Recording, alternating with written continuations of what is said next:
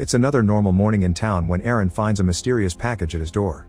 Inside there's an old videotape, and Aaron quickly goes to buy an old camera to watch it while ignoring his brother's demanding texts about using the money for a car battery. Moments later, Aaron and his brother Justin watch the video together, discovering it came from Camp Arcadia, a group they belong to as kids. Anna appears on the screen saying everyone is well and happy, and that they look forward to the ascension. Justin's angry that his brother spent money on a camera just for this, but Aaron ignores it and points out that everyone is alive when in the past Justin said the group would end things. While Aaron remembers Camp Arcadia as a friendly community, Justin insists they're a UFO death cult and that the ascension is a plan to die. Afterward, the brothers go back to their poorly paid cleaning job. They have instant noodles for lunch, and Aaron keeps bringing up Camp Arcadia, pointing out how they were always well fed there. The argument continues while Aaron cuts Justin's hair, and Aaron insists the camp hadn't been a cult, not remembering any talk about death. Justin is absolutely sure they were a cult and that he saved his brother when they escaped, so they should keep up with the deprogramming sessions or they won't get financial aid. Aaron doesn't want to go to deprogramming anymore and cuts Justin's hair badly on purpose before leaving the room in a tantrum. Later, Justin goes to his deprogramming therapy session, where he shares what happened. He knows Aaron isn't happy with this life and that he cries in his sleep. Justin also thinks Aaron resents him for having pulled them out of the cult and going to the press about it, but for Justin thinking for himself is more important. He's tired of having always to take care of Aaron. The next day their brothers discuss their financial problems, the cause being that nobody wants to hire ex-cultists. This is also the reason why it's hard for them to make friends or have girlfriends. Aaron confesses he wants to go back to Camp Arcadia for at least one day to say goodbye properly and have closure, and Justin finally gives in. Later in therapy, Aaron says he knows Justin is trying, but he's a total disaster, and it makes Aaron feel like he doesn't have control of his own life. He won't mention this to Justin though because he can't do that to his own brother. Sometime later, the brothers take their car to San Diego to visit the camp. Their argument comes up again with Aaron saying it wasn't a cult, it was a commune, but Justin disagrees. He keeps mentioning group death, worshipping a deity in the forest that nobody knows about, and gelding, but Aaron doesn't remember any of that. The siblings' parents died in a car accident many years ago, and when they pass by the accident site, they stop to pay their respects. Aaron notices someone left a drawing, but Justin says they made it years ago, which doesn't explain how it still looks brand new. There also are some weird sticks along the road. Justin gets a bit weirded out when he notices both sides of the road look exactly the same, but when he turns around once again, the road has suddenly changed. He decides they better get going yet still refuses to let Aaron drive. Further down the road, they see Carl walking by with a furious face. When they finally make it to Camp Arcadia, they find Dave at the entrance with a creepy smile on his face, but he doesn't say anything. Hal gives them a warm welcome and immediately takes the siblings to have lunch where they reunite with Tim, Anna, and Shane. They also meet newcomer Lizzie.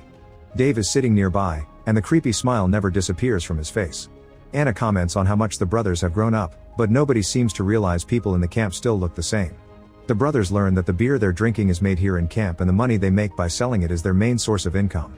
Afterward, the brothers go to leave their things in the bedroom, where they find a post-it that says please be quiet. Aaron admits he's interested in Anna, but Justin reminds him they're all 20 years older than him, they just don't look it.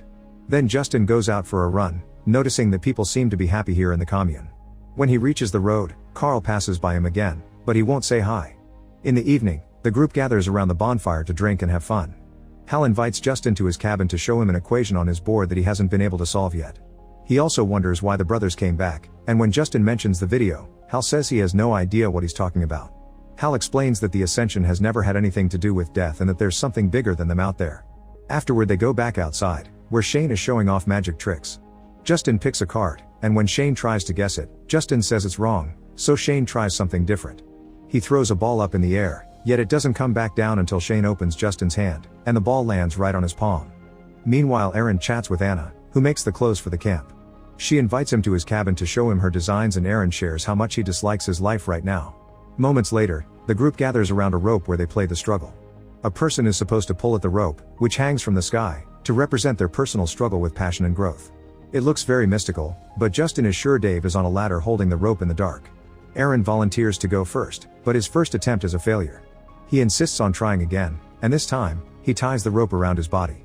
The plan works and he manages to pull the rope off, claiming a personal victory. Hal asks Justin to go next, and he doesn't want to but gives in to social pressure.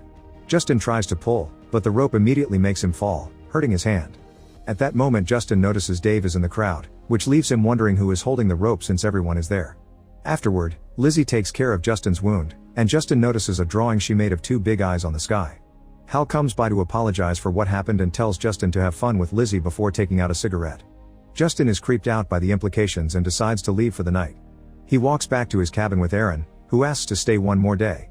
Justin doesn't like the idea but gives in because he can tell Aaron's in a better mood here. As they keep on walking, they come across Tim standing in front of a locked door, and the old man explains they keep the brewing equipment there. Outside their cabin, the brothers find another post-it note. Justin can't sleep and wakes Aaron up to chat, asking him about Anna. Aaron admits they've been flirting, and while Justin is happy for him, he also points out Anna used to be interested in Aaron years ago, which was creepy because he was a minor back then. The next day, the siblings go to the woods to practice shooting.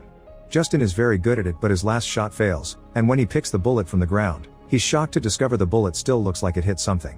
After doing some fishing, Justin goes for a run, and when he meets Carl, he tries to approach him.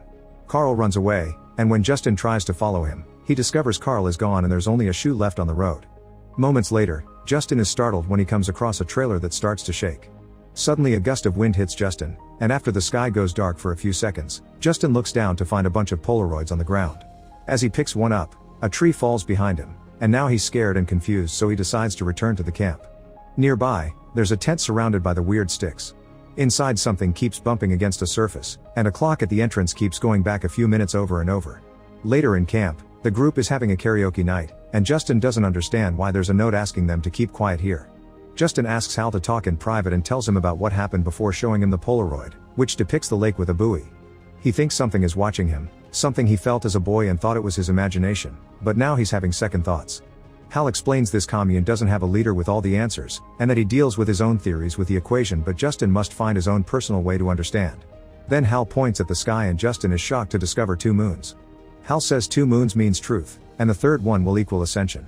He also advises Justin to go to the spot on the Polaroid for answers. Meanwhile Aaron has fun with the karaoke and lets Anna convince him to share some recreational uppers with her. Then Anna takes Aaron to the area outside the camp, revealing some mirror-like circles all over the place that reflect the landscape. Aaron wonders if this is why Anna sent him the video, but she doesn't know what he's talking about. When Justin returns to the group, he sees Lizzie doing more sketching, this time depicting a crazy guy with guns. Justin decides to leave for the night and bumps into Jennifer, who is crying alone. She's the one that has been leaving notes because she can't sleep with all the noise. She explains she knows everyone here is brainwashed and she would love to leave, but she's looking for her husband Mike, who got lost around here. Hal promised he'd help her, but nothing has been done since. Upset, Jennifer decides to leave, and when Justin turns around, he finds Tim guarding the locked door again. The next day, Justin and Aaron go fishing, and they agree there's something out there. Aaron wants to stay in the camp for good, but Justin is still wary, and he decides to look for the answers. He jumps into the water in the buoy area and comes out with a metal box. He's also terrified and tells Aaron to quickly row back before whatever is down there catches them. As the boat moves, a giant shadow shows a mysterious shape on the water. When the brothers make it to the shore, they open the box and under a bunch of rocks they find another tape. Disappointed, Justin announces they're leaving. Later over dinner, the brothers announce they'll leave, and Lizzie gifts Justin a drawing of a terrifying night creature. Hal decides to play the tape they found in the lake, and everyone's shocked to see a recording of Justin and Aaron when they were younger, telling everyone in town about the camp being a cult. Hal says this is a message from the guardian entity to show it forgives them, but the brothers feel humiliated and leave the building. Immediately Hal goes after them and says he forgives them for all the lies Justin told the press, causing Aaron to get furious when he finally understands there was never any death cult. Justin defends himself, saying he's always known there's something wrong here and he wanted to protect his brother, but Hal accuses him of just wanting control and points out all his lies made it very hard for them to sell their products to the city, who considered them wackos. At that moment Justin sees Jennifer nearby and comments on how Hal hasn't helped her as he promised. Hal tells Justin to leave or he'll make him leave by force. Justin tries to take his car, but it won't start and he has to leave on foot. He finds a weird fog on the road and lots of those strange sticks that make him get lost. Suddenly a snake appears before him and when he jumps back, Justin turns to find Carl running into his house. Justin goes after him to ask for help, only to discover Carl is dead. Confused and upset, Justin wonders what to do when out of a sudden another Carl appears behind him, yelling at him for touching his stuff. Justin doesn't understand how he can see 2 Carls at the same time, so a live Carl takes him outside to explain. It turns out this area is stuck in time loops that repeat tragic events to keep the entity entertained. To reset the time, you have to end things for yourself, otherwise the entity will do it for you and will be much crueler. People at camp prefer it when the entity does it because they consider it sacred. If Justin doesn't leave quickly, he'll get stuck as well. To prove his point, Carl throws his cigarette past the weird sticks, and the cigarette disappears. Then Carl follows it, disappearing too. Seconds later, Carl comes out of the house, scaring Justin but ready to help. He can tell him how to escape, but first he wants a gun as payment. Carl draws a quick map to tell Justin about a cabin where a guy named Chris keeps a lot of weapons. He also gives him a compass that Justin must trust instead of following his eyes. Meanwhile at camp, Aaron notices Tim and Hal talking in private, and when they're done, Tim tells Aaron he doesn't have to do it if he doesn't want to. The next morning, Aaron leaves his cabin to find 2 Polaroids falling from the sky. He picks them up and finds a picture of a trailer plus one of himself, which he takes to Hal for answers. Hal confirms the entity shows them what it sees, and the trailer means it wants Aaron to go there, so Hal gives him directions to reach it and points out that the third moon will be full soon. Aaron immediately leaves camp and discovers that when he crosses the limits marked by the sticks, he can't see what's on the other side and Anna can't see him from there either. Moments later, Justin finds the cabin Carl mentioned, where Chris is cuffed to the wall. Justin recognizes him as the guy from Lizzie's drawing. Chris's friend Mike, who had been digging in the garden, explains he tied Chris to help him go through detox. Then Mike connects a hard drive he found outside to his computer to watch a video that shows him and Chris dying in a horrible way. This is another message from the entity as a warning for trying to escape the loop. Mike wants to help Justin escape too, so he gives him the gun and tells him about his life outside the loop, mentioning a wife that liked to leave notes around the house. Justin realizes this is Jennifer's husband but decides not to share that detail. He leaves after wishing Mike good luck, and Mike proceeds to light the house on fire. At that moment Justin realizes he left his map inside, but when he's about to go back, the loop resets it all to the time before he arrived. In the meantime, Aaron finds the trailer and the tent with the clock. When he looks through the tent window, he finds a man that stands up and moves, only to get killed and start all over. The man notices Aaron and tells him he can't help before exploding, scaring Aaron away. Sometime later, Justin is trying to make his way back to Carl and comes across another trailer with a cougar that snarls at him but leaves him alone. At that moment Aaron enters this loop, and both brothers confess they're lost. They approach the trailer and find a note from the owner saying anyone can use the recreational flowers from the garden, but the brothers prefer to leave. As soon as they're gone, a projector in the trailer activates and plays a recording of the brothers leaving. Something suddenly shoots the projector and sends it flying into a different loop. The third moon is about to become full, and people in camp begin getting ready for the ascension. The brothers keep on walking, and after coming across a bunch of weird statues, they finally find Carl's house. He isn't around but he did leave the map, so Justin grabs it and leaves the gun in its place. Aaron takes a moment to tell Justin that he doesn't want to leave the camp and he doesn't mind the idea of the loop. He gets to be immortal and he'd rather repeat his death than keep on repeating the awful routine Justin puts him through. Justin disagrees but the brothers still leave together right before Carl shows up again. He's very happy to see the gun and uses it to end things, but it doesn't work and he wakes up in the loop again. The brothers make it back to camp when night falls. They don't see anyone around except for Jennifer, who is leaving on a bicycle. After looking around they finally find Tim, who unlocks the cabin he always guards and leaves. The siblings enter the cabin and discover a huge amount of tapes with a TV that turns on by itself, showing the last few days at camp from the entity's point of view.